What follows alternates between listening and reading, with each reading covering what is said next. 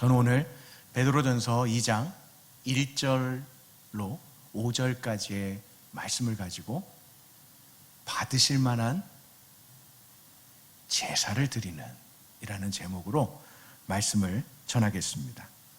본 서신은 저자가 베드로입니다.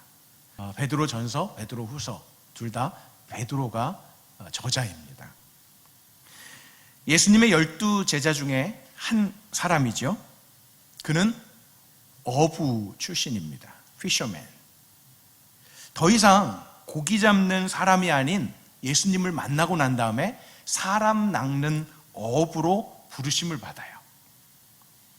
그리고 그가 할 수 있었던 건 뭐냐면 배와 그물을 던져놓고 버려두고 예수님을 따라가는 제자가 되었습니다. 모든 일에 적극적으로 나서서 예수님의 사역을 도왔습니다. 그래서 예수님의 12제자 중에 앞에 수제자 이렇게 붙일 수 있는 제자가 바로 베드로입니다. 예수님과 가장 가까운 거리에서 예수님의 가르침과 사역을 돕기도 하고 듣기도 하고 보기도 했던 제자가 베드로예요. 풍랑이 있는 물 위에서 걸어오시는 주님을 제자들이 이렇게 똑같이 봤어요.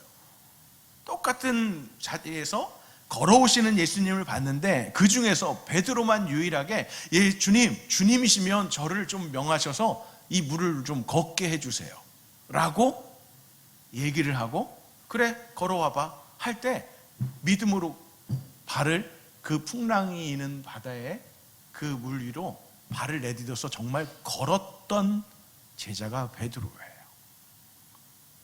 그 다음은 끝까지 걸은 건 아니라는 거 여러분 아시죠? 그거는 걸었다는 게 일단은 포커스예요. 나중에 빠졌어요. 이 풍랑 때문에 예수님을 바라봐야 되는데 이 풍랑을 보고 또 그 마음 가운데 이랬던 게 있어요. 야, 내가 걸었어. 이런 마음이 좀 있었던 것 같아요. 그래서 훅 빠지니까 예수님이 건져주셔요. 아무튼 다른 제자들은 엄두도 내지 못했던 그 고백을 주님이시면 저로 걷게 해주세요 라고 믿음의 발을 내딛어서 물 위를 걸었던 제자였습니다. 예수님과의 최후의 만찬을 마치고 기도하러 올리브산, 이제 우리말 성경에는 올리브산, 감람산 가는 길에서의 일입니다. 우리 마태복음 26장 31절로 35절까지를 제가 읽어드릴게요. 지금서부터 말씀이 좀 계속 나오는데 말씀을 좀 할 수만 있으면 여러분 이렇게 자그마한 목소리로 따라 읽어주시면 좋겠고 제가 이렇게 말씀을 일단은 대표해서 읽어볼게요. 그때 예수께서 제자들에게 말씀하셨습니다. 그러니까 감람산으로 가는 그 길목인 것 같아요. 내가 목자를 치리니 양떼가 흩어질 것이다 라고 스가랴 13장 7절의 말씀을 인용하시면서 성경에 기록된 대로 오늘 밤에 너희는 모두 나를 버릴 것이다 라고 말씀하세요. 그러나 내가 살아난 뒤에 너희보다 먼저 갈릴리로 갈 것이다. 베드로가 대답합니다. 그러니까 늘 대답할 때 앞장서서 대답에 적극적으로 반응했던 제자이기도 했다는 걸 바로 볼 수 있어요. 모두들 주를 버린다 해도 저는 결코 버리지 않겠습니다. 듣는 제자들 기분 나빠. 그러지 않아요?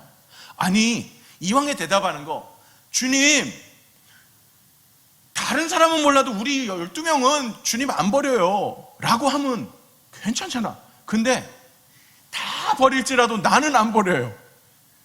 아니 무슨 배짱인지 모르겠어. 34절 예수님께서 대답하셨습니다. 내가 진실로 내게 말한다. 바로 오늘 밤 닭이 울기 전에 너가 3번 나를 부인할 것이다. 와, 아니 그렇게 나는 도망가지 않을 거예요 했던 그 베드로에게 바로 직격탄으로 네가 오늘 밤 나를 3번 부인하게 될 거야 라고 말씀을 하시는 예수님도 짱이야. 진짜 굉장히 만만치 않아요. 둘 다.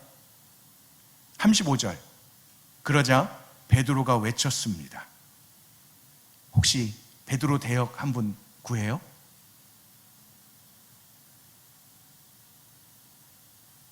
행동 안 해도 돼. 말만 해. 베드로 대역 구해요? 여자 베드로도 환영해.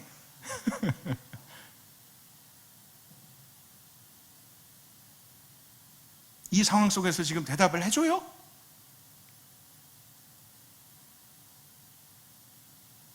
나는 끝까지 기다려요? 베드로 대역을 구해요? 수제자였다니까? 무리를 걸었다니까?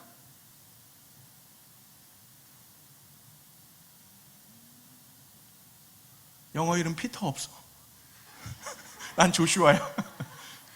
데이빗, 존, 요셉 있잖아. 근데 피터 없어? 진짜 없어?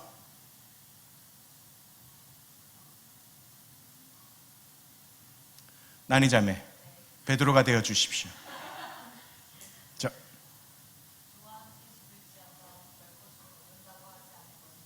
저렇게 침착하게 대답은 안 했어.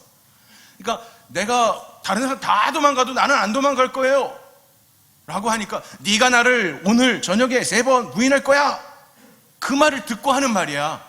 그러니까 어떻겠어요? 더 좀 톤을 높였을 것 같아. 다른 제자들이 막 옆에서 이러고 있을 때라도 거박거박 그럴 줄 알아서 막 이런 그런 소리를 들으면서 베드로는 주와 함께 죽을지언정 무슨 소리 하십니까? 지금 결코 주를 모른다고 하지 않을 거예요 하고 톤을 더 높였을 것 같아요. 그런데 그 말에 다른 제자들도 똑같이 말했대요. 맞아 나도 그럴 거야. 나도 그럴 거야. 그랬던 베드로가요, 1년이 지나서 아니요, 한 달이 지나서 아니요, 하루가 지나서 아니요, 그날 가롯 유다의 배반으로 잡히신 예수님을 멀찍이 따라갑니다. 근데 여기서 중요한 건 다른 제자들은 따라가는 제자가 없었다는 거예요. 그나마 베드로가 한 말이 있잖아. 다 버릴지라도 나는 버리지 않을 거예요 라고 하는 말을 본인이 했잖아. 그러니까 어떻게 했어요? 도망갈 걸 할 때 도망갔어야 되는데 못 가고 멀찍이 예수님을 따라가요. 우리 그 현장으로 한번 가보겠습니다. 마태복음 26장입니다. 58절로 70절 제가 읽을게요. 베드로는 멀찌감치 그렇게 가까이서 예수님을 따랐던 베드로가 멀찌감치 예수를 따라가요. 대제사장 관저의 뜰까지 가요. 그는 들어가 하인들과 함께 앉아서 마치 하인들처럼 앉아서 뭐라고 그러냐면 결말이 어떻게 될지를 지켜보고 있어요. 예수님이 지금 어떤 재판을 받고 어떻게 결말이 날까 지켜보고 있는 거예요.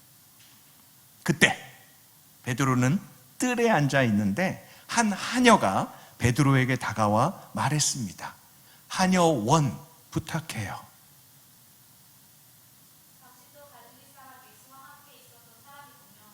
아주 늠름한 하녀가 딱 얘기를 하니까 베드로가 응? 그런 거지. 베드로가 그러면서 모든 사람들 앞에서, 그 하녀에게만이 아니라 그 자리에 있는 모든 사람들 앞에서 부인하며 네가 도대체 무슨 말을 하는지 나는 모르겠다.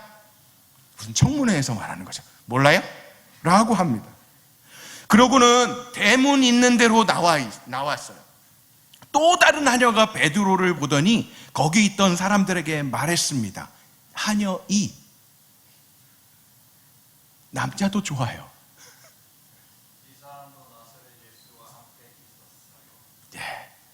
좀 발음이 정확하지는 않지만 이 사람도 딱 하녀가 딱 얘기를 하는 거예요.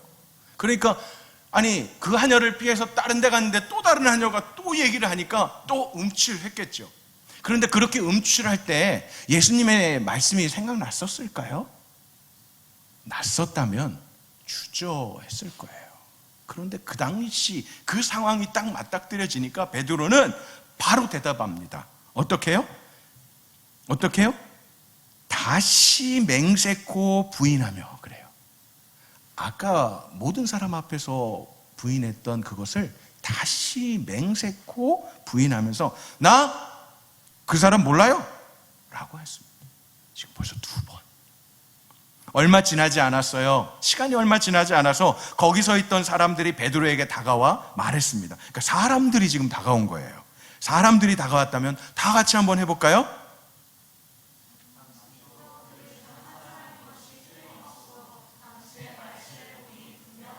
이렇게 책 읽듯이 하지 않았어요. 사람들이 막 몰려와가지고 당신도 그러지 마죠. 저 사람 막 웅웅 하면서 막 베드로를 이제 모는 거죠.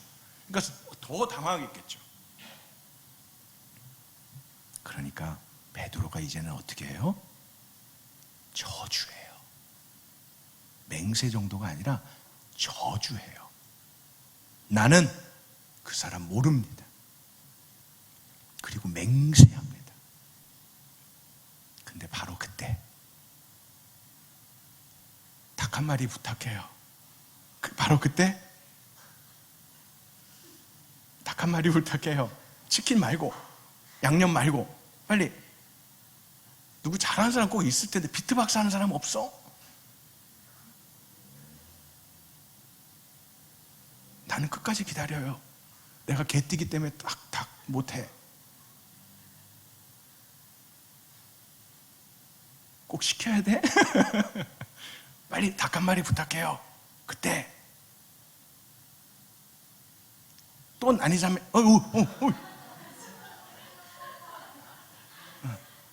저렇게 수줍게 울진 않았을 것 같아.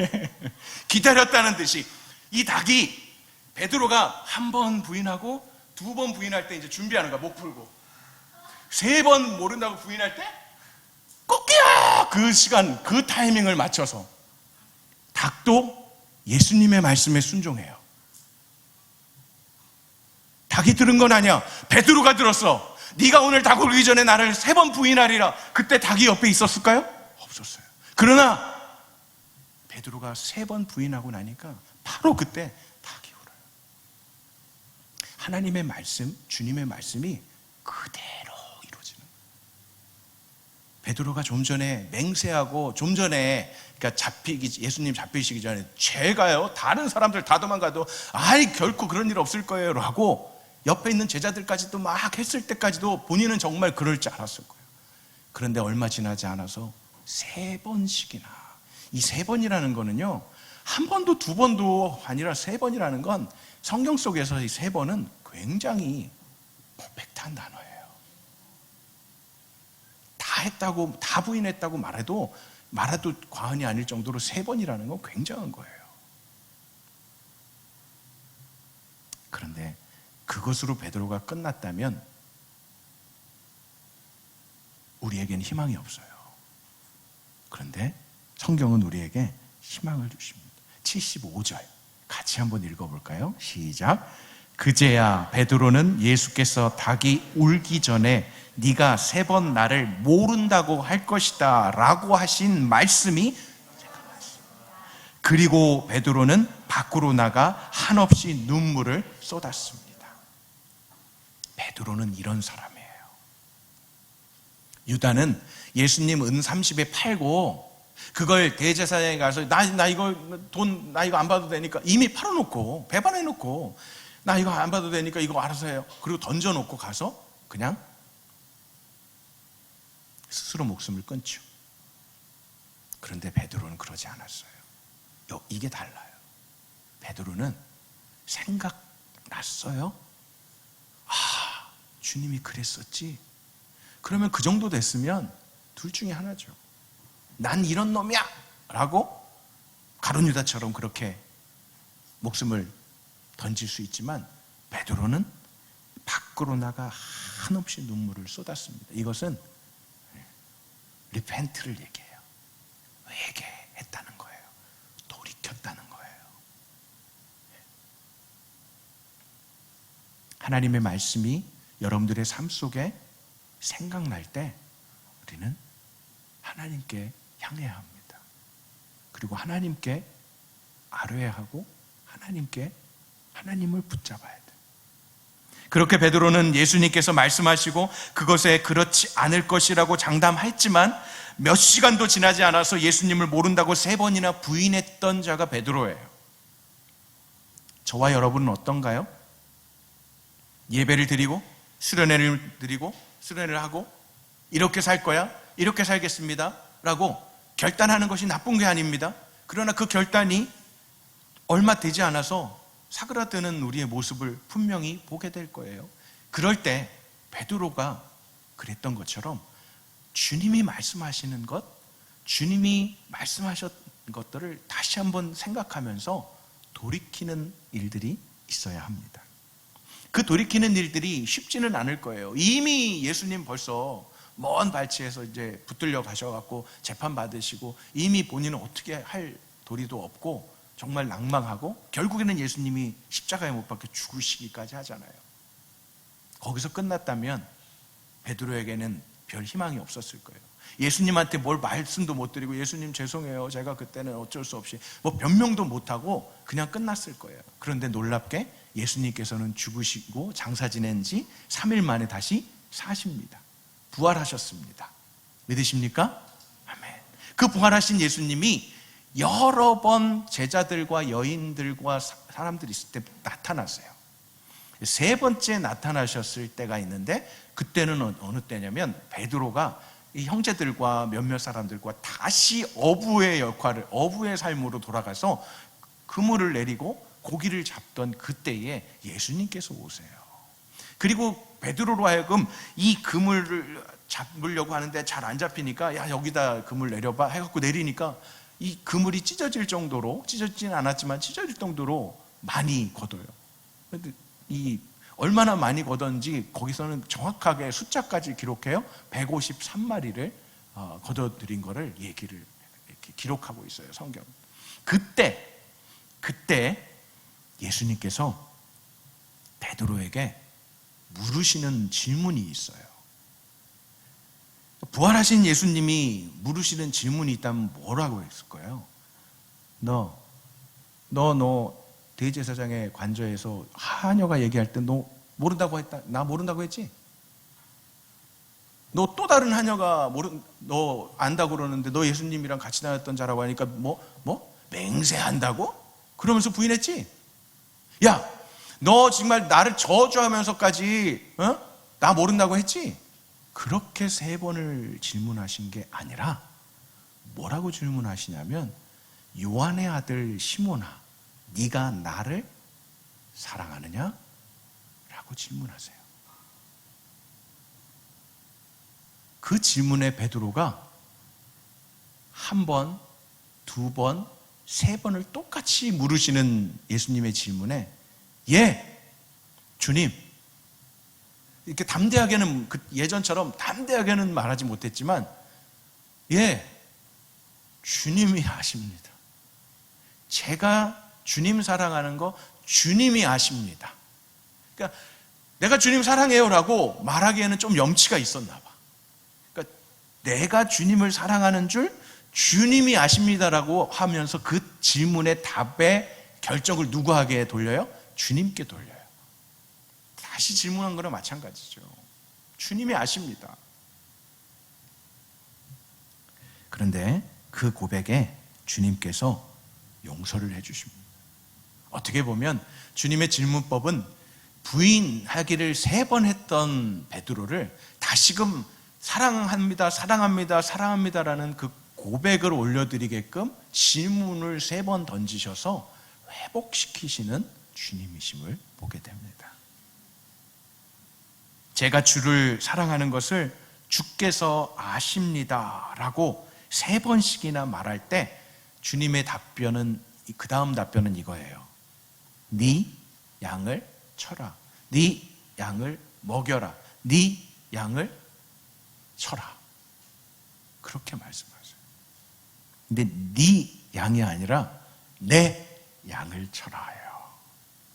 네가 아니라 내 양을 쳐라. 그러니까 무슨 말하냐면 사명을 주시는 거예요. 우리가 사명자로 부름 받는 것은 그렇게 간단하지 않아요. 그냥 이리 와, 나를 따라 그런다고 되는 게 아니라 계속해서 훈련이 필요했어요. 제자들 안에서도 여러 가지 훈련들이 필요했어요. 예수님과의 관계성 속에서도 훈련이 필요했어요. 그 훈련이 있는 과정 가운데 부인하고 저주하고 또 그렇게 모른다고 하는 그런 과정들 속에서 또 다시금 주님께서 이렇게 돌아오게 하시고 회복시키시는 과정들이 있었다는 것입니다. 더 감사한 것은 그런 회복된 베드로를 사용하시기 위해서 누가 또 오셔야 했냐면 성령님이 오셔야 했습니다. 부활하신 주님이 승천하시고 베드로뿐만 아니라 제자들을 모한 제자들에게 너희들 예루살렘을 떠나지 말고 내가 너희에게 보낼 보혜사 성령이 오시기까지 너희는 기도하기를 힘써라 라고 말씀하세요. 그 말씀을 듣고 베드로와 제자들, 사도들과 그리고 또 다른 많은 제자들이 함께 모여서 다락방에 모여 성령이 오시기까지 기도합니다. 시간적으로 말하면요, 예수님이 부활하시고 40여일 동안 이 땅에 머무세요. 그리고 그 부활하신 예수님이 하늘로 승천하시고 난 다음에 10일 동안, 하루 이틀도 아니고 10일 동안 계속해서 성령이 오시기까지 기도해요. 그래서 예수님 부활하시고 40일, 그리고 제자들이 함께 모여 기도한 10일, 그래서 이 50일 이것을 갖다가 얘기를 해서 성령이 임한 때를 오순절이라고 해요. 그래서 펜타코스트, 오순절 계통의 순복음이나 또 그 밖에 그런 몇몇 교회들이 그 오순절 교회라고 하는 이유가 바로 성령이 오신 그 날을 더 좀 이렇게 부각시켜서 집중하고 또 강조하는 교단들이 오순절 계통의 교단이라고 해요. 기도하는 제자들에게 성령님이 임하셔서 성령의 충만함을 입고 베드로는 그 뒤로 더욱더 담대하게 복음을 외쳤습니다. 사도행전 2장으로 가겠습니다. 이스라엘 사람들이여, 지금 베드로가 하는 말이에요. 용어를 보세요. 이 말들을 들어보십시오. 여러분이 아는 바와 같이 나사렛 예수는 하나님께서 그를 통해 여러분 가운데서 베푸신 능력들과 기사들과 표적들로 여러분에게 증거하신 분입니다. 이 예수는 하나님께서 정하신 뜻과 미리 하심을 따라 내주셨고 여러분은 법 없는 사람들의 손을 빌어 그분을 십자가에 못 박아 죽였습니다. 지금 사람들을 지금 검사의 그 자리처럼 마치 당신들이 여러분들이 예수님을 죽인 자들이야, 살인자야 막 하고 막 그렇게 담대하게 얘기를 하는 거예요. 그러나 하나님께서는 죽음의 고통에서 풀어 그분을 살리셨습니다. 왜냐하면 그분은 죽음에 사로잡혀 있을 수 없었기 때문입니다. 예수님은 죽음에 갇히실 분이 아니라는 거예요. 32절 갑니다. 이 예수를 하나님께서 살리셨습니다. 여러분들이 십자가에 못 박았지만 하나님이 살리셨습니다. 이 일에 대해 우리가 모두 증인들입니다. 증인이라는 거예요. 베드로가 봤잖아요. 하나님께서는 이 예수를 높이 올리셔서 그분의 오른편에 앉히셨습니다. 높임 받으신 예수께서는 아버지께서 약속하신 성령을 받아 우리에게 부어주셨는데 지금 여러분이 보고 듣는 것이 바로 이것입니다. 그러니까 베드로의 그 모습들, 그리고 제자들이 보니까 막 너무 즐거워하고 기뻐하고 난곳 방언으로 그 언어, 그 지방에 가지도 않았는데 그 언어, 그 나라 지방 말을 막 하는 거예요. 제자들이 대낮에. 그것도 저들 술 취했네 라고 했지만 대낮이에요. 술 취할 때가 아닌 성령에 취해서 방언으로 말하는 그 장면들을 많은 사람들이 목격했다는 거예요. 여러분 듣지 않았습니까? 여러분 보지 않았습니까? 이런 말하는 거죠. 36절입니다. 그러므로 이스라엘 모든 집은 확실하게 알아두십시오. 여러분들이 십자가에 못 박은 이 예수를 하나님께서 주와 그리스도가 되게 하셨습니다. 그러니까 하나님께서 하신 일들을 막 드러내요. 그러자 그들이 듣고 마음이 찔려요. 양심이 있잖아요. 아니 예수님 죄 없으신 분인지 알잖아요. 그런데 예수를 뭐 십자가에 못 박아라 하고 이 군중 심리에 막 이끌려가지고 십자가에 못 박아라 그러고 괜히 십자가 이렇게 지고 가시는 예수님 보면서 막 에이 하면서 막 침도 뱉고 이렇게 때리고 조롱했던 사람들이었어요. 그러니까 마음에 찔리죠. 병자들을 고치시고 굶주린 자들에게 또 떡과 물고기를 나눠주시고 여러 이런 일들을 하신 예수님인 걸 사람들이 알잖아요. 근데 어느 순간인가 십자가에 못 박아라, 십자가에 못 박아라 하면서 외쳤던 자신들을 보게 되는 거예요. 그래서 듣고 마음이 찔려요. 그리고 묻습니다. 같이 한번 시작. 형제들이여, 우리가 무엇을 해야 합니까? 라고 정말 회개하는 마음이 있는데 어떻게 이제 회개해갖고 돌이켜야 될지를 모르니까 우리 어떻게 해야 돼요? 우리 잘못했는데 그럼 어떻게 해야 돼요? 라는 말이에요. 가룟 유다가 이 말을 들었다면 죽어버려 이랬을 텐데 베드로가 들었잖아요. 베드로가 들었어요. 베드로는 경험했잖아요. 예수님을 부인하고도 지금 예수님에 대해서 증거할 수 있는 사명을 감당하고 있잖아요. 예수님이 회복시켜 주신 걸 경험했기 때문에. 그래서 베드로가 대답합니다. 회개하십시오. 그리고 여러분의 죄를 용서받기 위해 예수 그리스도의 이름으로 여러분이 각각 세례를 받으십시오. 막 무리로 져서 세례받는 게 아니라 한 사람 한 사람 각자가. 그러면 여러분이 성령의 선물을 받게 될 것입니다. 우리처럼. 39절입니다. 이 약속은 여러분과 여러분의 자녀와 먼데 있는 모든 사람, 곧 주 우리 하나님께서 부르시는 모든 사람들에게 주신 것입니다. 제한이 없어요. 이 약속, 하나님의 약속. 베드로가 다시 말합니다. 이 사악한 세대로부터 구원을 받으십시오 라고 말하면서 다른 여러 가지 말로 확증하면서 그들에게 권했습니다. 자, 그러자 베드로의 말을 받아들인 사람들이 세례를 받아요. 그날 믿는 사람의 숫자가 약 3,000명이나 더해요. 하루에 그 자리에서 3,000명이. 와. 저는 지금 여기서 한 40여 명 있는 여러분들 안에서 막 이렇게 진짜 늘 그러진 않지만 막 이렇게 얘기를 하는데도 잘하고 있군. 이런 느낌 받을 때가 있는데 그 사람들은 회개를 하고 세례를 받고 예수 그리스도를 믿는 자들이 되는데 3,000명. 베드로는 이 사악한 세대로부터 구원을 받으시오라고 다른 여러 가지 말로 확증하며 권하는 설교에 베드로의 말을 받아들인 사람들이 회개함으로 죄사함을 받는 세례를 받았고 하루에 믿는 사람의 숫자가 3,000명이나 되었습니다. 그렇게 초대교회의 놀라운 부흥의 역사가 있었습니다. 그 중심에 베드로와 사도들이 있었습니다. 그런데 그 부흥의 시간에 핍박도 함께 있었다는 것입니다. 그래서 그 핍박을 피해 믿는 사람들이 흩어져요. 핍박이 너무 심하니까 막 흩어져요. 다른 지방으로, 다른 나라로 막 흩어져요.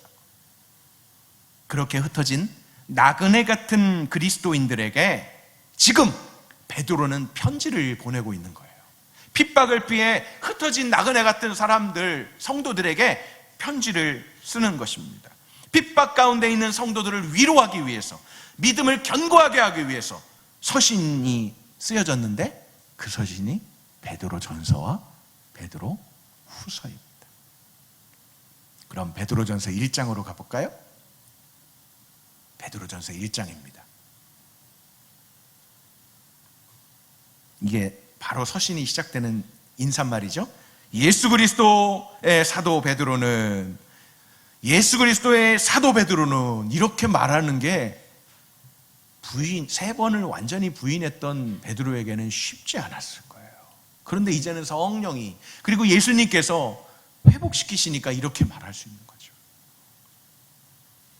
본도, 갈라디아, 갑바도기아, 아시아, 비두니아 지역에 이 지역으로 지금 흩어진 사람들, 핍박을 피해서 흩어진 나그네, 곧 하나님 아버지의 미리 하심을 따라 성령의 거룩하심으로 예수 그리스도께 대한 순종과 그분의 핏뿌림을 얻기 위해 택하심을 받은 사람들에게 편지를 씁니다. 그러니까 분명히 넌 크리스찬들이 아니라 크리스찬들, 이미 그리스도로 말미암아 그 세례를 받고 죄사함을 얻고 그리고 예수 그리스도를 믿는다고 하는 자들이에요. 그들에게 편지를 쓴 거예요. 은혜와 평강이 여러분에게 더욱 풍성하기를 빕니다. 3절 우리 주 예수 그리스도의 아버지 하나님을 찬양합니다. 하나님께서 그분의 풍성하신 궁휼을 따라 우리를 거듭나게 하셨어요. 하나님이 예수 그리스도를 죽은 사람들로부터 살리셔서 산 소망을 얻게 하셨어요. 누가요? 하나님이. 여러분을 위해 하늘에 쌓아둔 썩지 않고 더러워지지 않고 쇠하지 않는 유업을 얻게 하셨어요. 누가? 하나님이. 여러분 착각하지 마세요. 베드로가 그렇게 해서 막 설교하고 베드로가 막 성령에 충만해서 막 얘기를 하니까 3,000명이 회개하고 나오니까 베드로가 어떻겠어요? 그러지 않을까요? 아니 저는 한 2명만 나와도 막 이럴 것 같아. 1명만 나와도 막 이럴 것 같아. 제가 막 설교하는데 1명이 막 여기서 요셉이가 막 하면서 막 이렇게 막 울기만 해도 나는 막 이럴 것 같아. 근데 속으면 안 되죠. 내가 그래서 그래요? 아니요. 복음이, 예수 그리스도의 십자가의 능력이, 하나님의 약속과 신실하심이 그 일을 이루시는 거예요.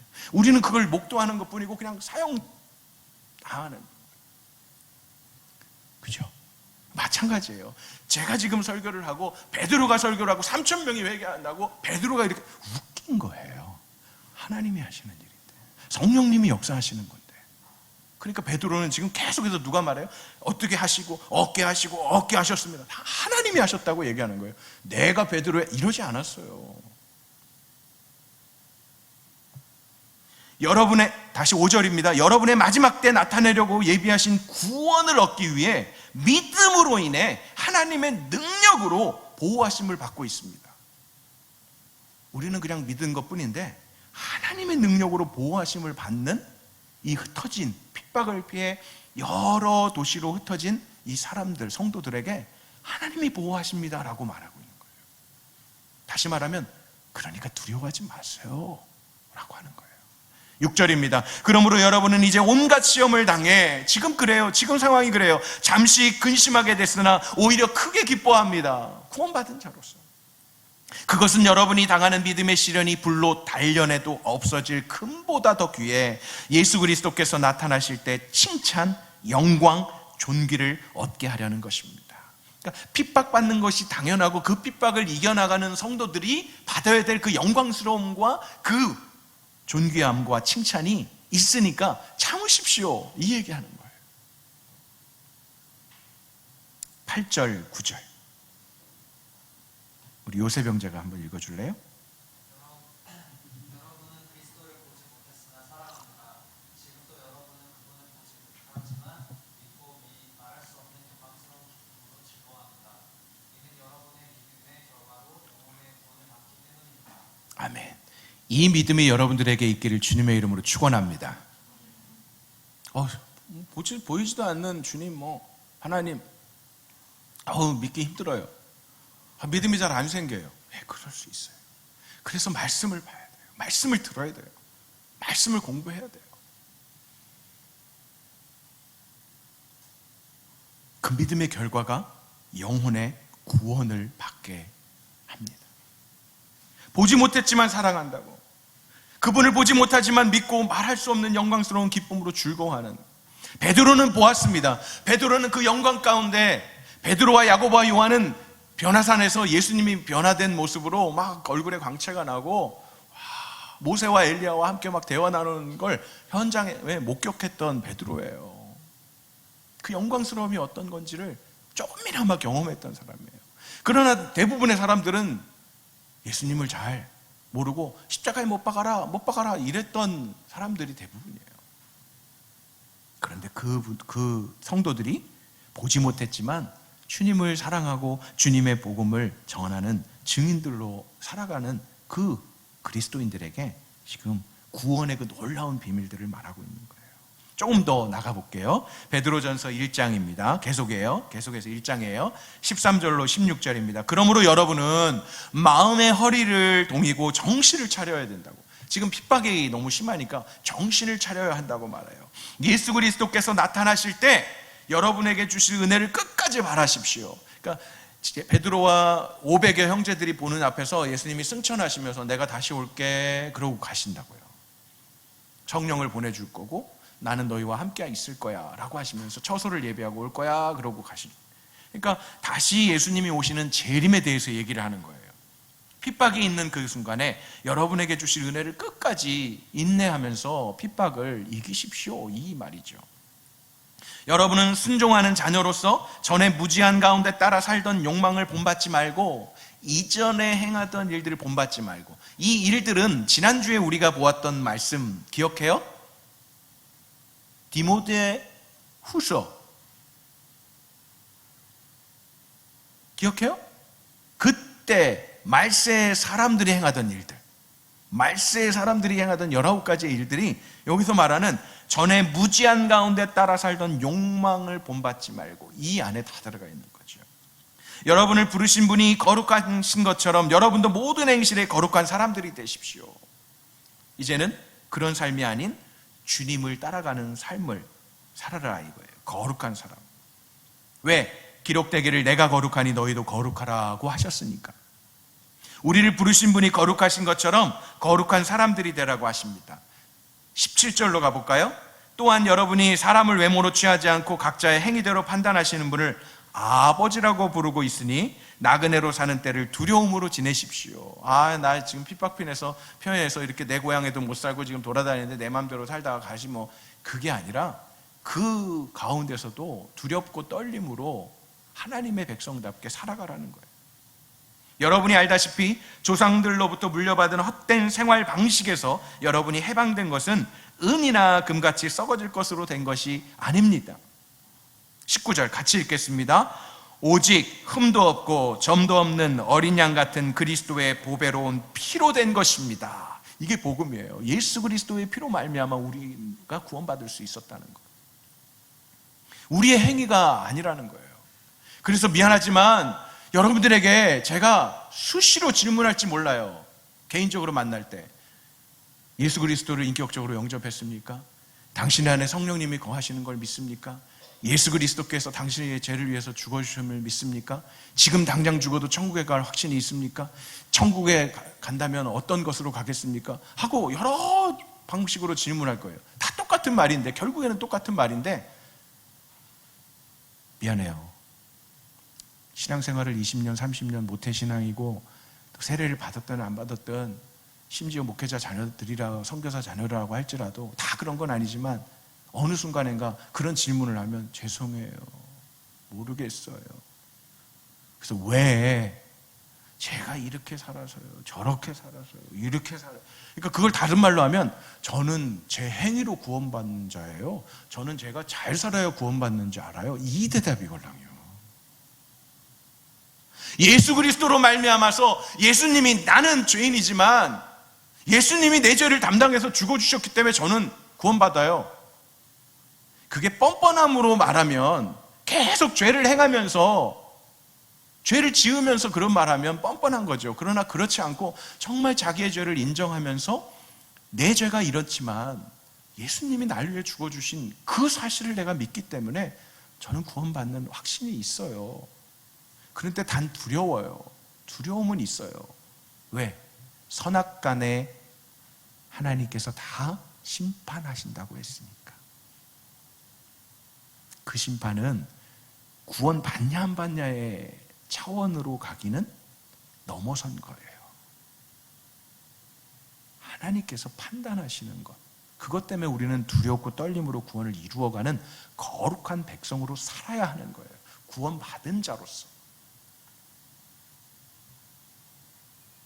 우리의 행위로 되는 것이 아닙니다. 오직 흠도 없고 점도 없고 어린 양 같은 그리스도의 보배로운 피로 인하여 받은 구원을 우리가 받은 거예요. 그래서 조금만 더 갑시다. 20절로 22절. 그리스도는 창세 전부터 미리 알려지셨고 여러분을 위해 마지막 때에 나타나셨습니다. 여러분은 그리스도로 인해 하나님을 믿는 사람들이에요. 예수님으로 인해 하나님은 그리스도를 죽은 사람들 가운데서 살리시고 그분에게 영광을 주셨습니다. 그러므로 여러분의 믿음과 소망은 하나님께 있습니다. 여러분은 진리에 순종함으로 여러분의 영혼을 깨끗하게 해 거짓 없이 형제를 사랑하기에 이르렀으니 정결한 마음으로 서로 깊이 사랑하십시오. 자, 여기서 잠깐, 지금 소망과 믿음이 어디에게 있대요? 하나님께 있대요. 사랑은 하나님이 사랑이세요? 근데 그 사랑이 지금 어떻게 나타내야 돼요?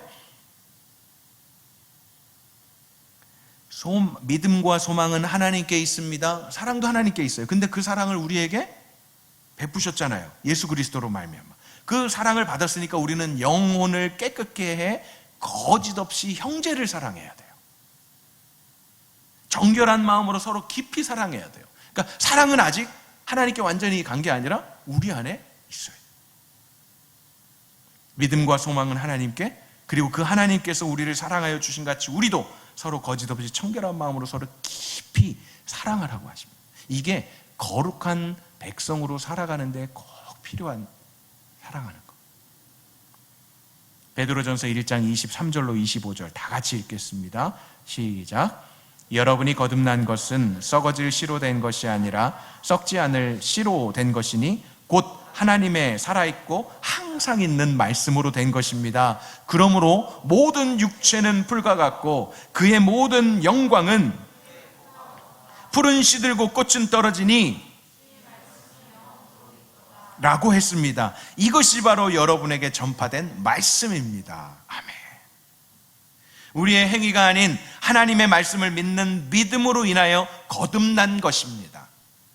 그래서 오늘 본문 1절로 갑니다. 그러므로 여러분은, 지금 이거 얘기하려고 지금 앞에 그냥.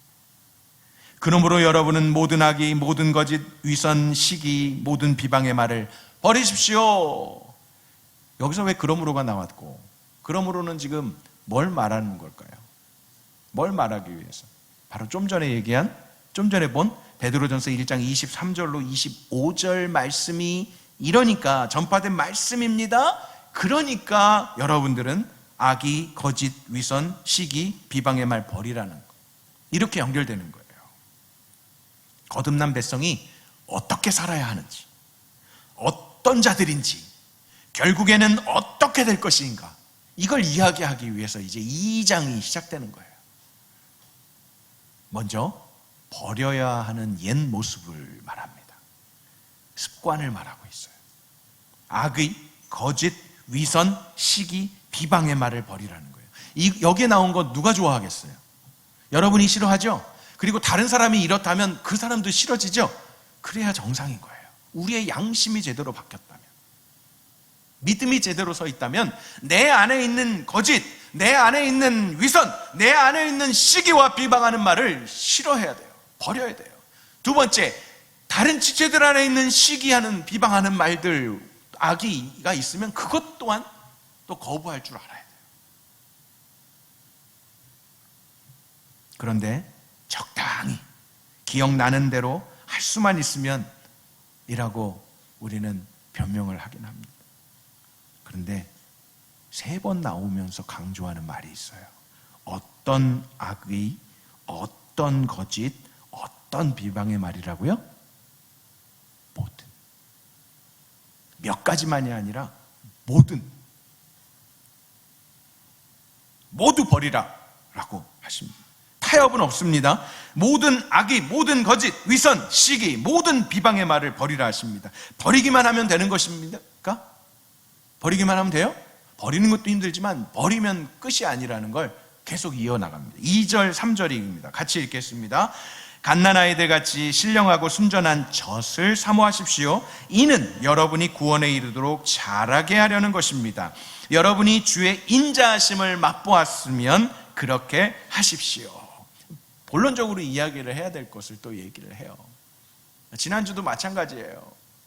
말세의 사람들이 행하는 걸 이 19가지를 쫙 얘기하는 이유가 결국 16, 17절에서 모든 성경은 하나님의 감동으로 된 것으로 교훈과 책망과 바르게 함과 의로 교육하게 유익한 말씀인데, 이 말씀을 따라서 이 말씀을 보면서 이 말씀대로 살아라, 이거 얘기하듯이 지금 모든 것 다 버려라, 그 다음 해야 될 거가 나와요. 갓난아이들 같이 신령하고 순전한 젖을 사모하십시오. 맛만 보라고 하지 않습니다. 맛을 보았다면 그렇게 해라고 말하죠. 맛을 보았으면 계속해서 갈망하라고, 계속해서 기뻐하라고, 계속해서 찾고 바라고 힘을 다하여 신령하고 순전한 젖을, 영원한 하나님의 말씀을 사모하라고 하십니다. 그래야 구원에 이르도록 잘하는 거예요. 말씀. 1대1 양육을 왜 해야 돼요? 하나님의 말씀으로 양육받는, 하나님의 말씀을 계속 공급받아야 돼서 구원에 이르도록 잘하기 위한 거예요. 갓난아이들 같이 한결같이 보면 많이 울어요. 애들이 이렇게 피식피식 웃는 애들도 있지만, 갓난아이들 보세요. 막 태어난 애들 아무 때도 막 울어요. 내가 막 뭐라고 해서 우나 막 이럴 정도로 막 울어요. 왜 울겠어요? 대부분 배고플 때 울어요. 여러분 다 경험 있잖아요. 여러분 지금 배고파도 안 울잖아요. 그러니까 얼마나 지금 새 속에 물들어 있는 거야. 갓난아이들은 배고프면 울어요. 근데 여러분들은 배고파도 배부른 척 막 하고, 그쵸? 그 갓난아이들이 막 울면 부모님이 알잖아. 아이고, 얘 밥 먹을 때 됐나 보다. 아이고, 얘가 모유 먹을 때 됐나 보다. 그러면 눈 감고 있으면서도 그 우유를 먹는 아이를 이렇게 좀 조카들이나 보셔보세요. 여러분들 나이 때는 기억이 안 나니까 보면 얼마나 정말 진짜 간절하게 눈 감고도 막, 그리고 나중에는 또 이렇게 하기도 하고 뭐 그러죠. 트림도 하고, 트림이 나와야 또 소화가 되는 거예요.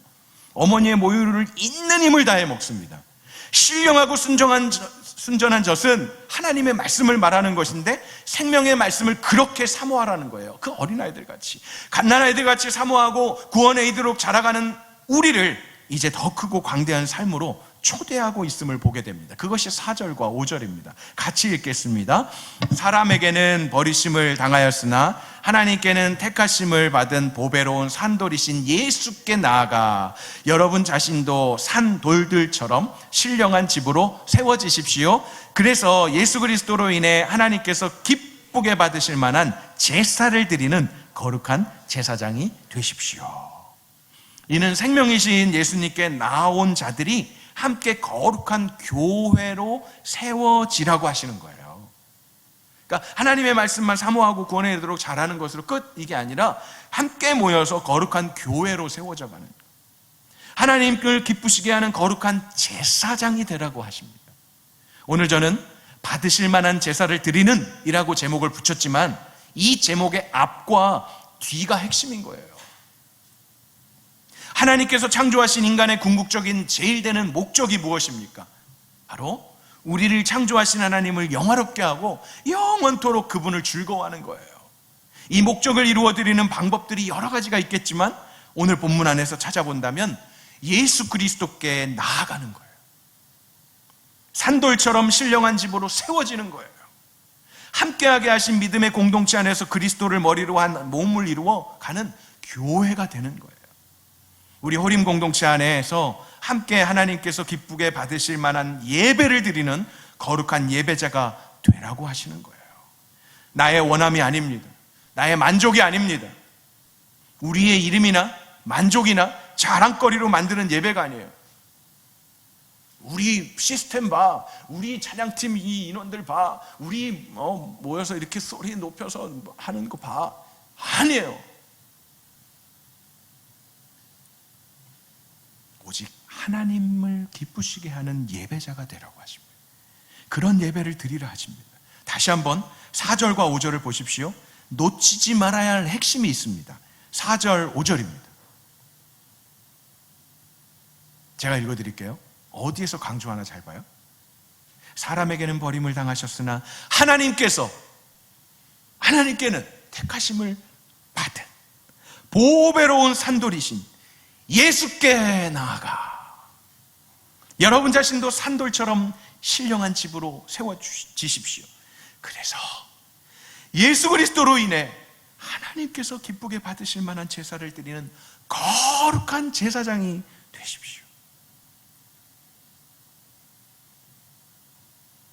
핵심은 예수께 나아가 예수 그리스도로 인해 거룩한 제사장이 되라는 거예요.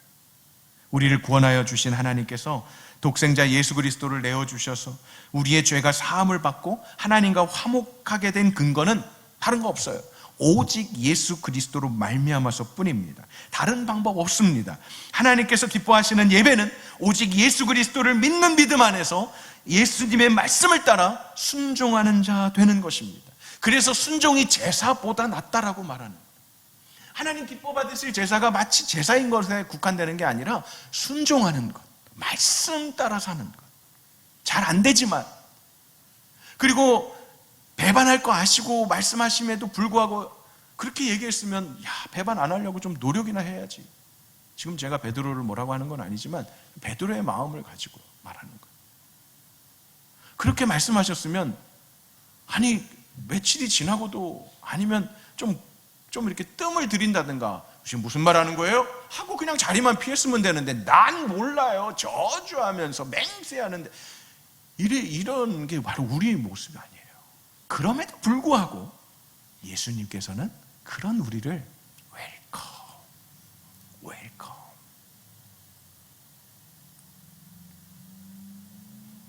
그래서 베드로 사도는 그것을 경험했기 때문에 자신을 포함한 모든 하나님의 사람들을 이렇게 부릅니다.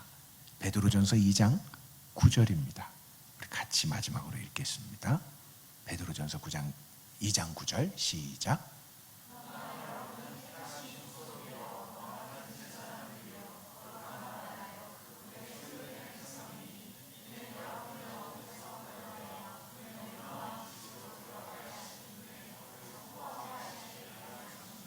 아멘. 선포하게 하는 거예요. 여러분들 그런 삶을 한 주간 동안, 그리고 여러분들의 그 나그네로서의 삶을 살아가는 이 땅에서의 삶을 그렇게 살아가셨으면 좋겠어요. 예수 그리스도를 만나고 예수 그리스도로 구원받은 하나님의 백성으로 하나님의 말씀을 사모하여 구원에 이르도록 자라가면서 어디에 가든지 일터든지 학업의 현장이든지 가정이든지 여러분 담대하게 나를 어두운 데서 불러내어 거룩한 귀한 빛에 들어가게 하신 자의 아름다운 덕을, 아름다운 그 사랑을, 아름다운 그 복음을 선포하며 살아가시는 우리 호림 여러분들 되시기를 주님의 이름으로 간절히 축원합니다.